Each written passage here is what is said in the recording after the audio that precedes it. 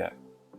Hey everyone, Alexander over here from Coldwell Banker. Today I have Don again from House Doctor to do a home inspection on what we're going to do today. Good morning. Today we're going to do a septic inspection. Good morning for it. Perfect weather out here. We're out here with Alex, and we're going to test the septic system over here. Wow, so septic system. Yeah, okay, here you go, guys. Yeah.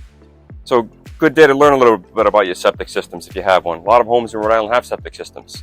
So today I'm going to test the solids in the tank with this sludge stick.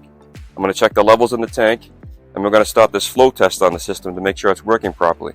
Okay. But the basic idea of a septic system and the way they work on a conventional system is you have a tank and you have a leach field, and everything from the house comes into the tank, and then the leach field only absorbs the water when the system is operating properly. So this tank eventually will build up with a lot of solids that you need to have pumped out every 3 to 4 years by a septic company. And to maintain this system, you need to really know what not to flush down the drain. Don't flush any feminine products, any wipes, any paper towel, only toilet paper. And probably the number one killer for septic systems is grease and oil. When you cook things on the stove, save containers, save jars, and pour that excess grease in the containers when it cools off so it does not go into the system. So this tank's going to hold back the solids, and this front yard is going to be the leach field to absorb all the water that's coming out of the house. So definitely important to get the system checked.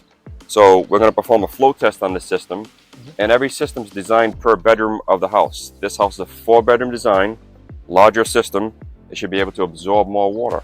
So we're going to do that 4-bedroom design flow test on the system to make sure it's working properly and make sure they have some life left in the system. And then we explain to you how to maintain it to keep the life, to keep the flow of the water going, so that you don't have backups in the house. Gotcha. It's very, very important.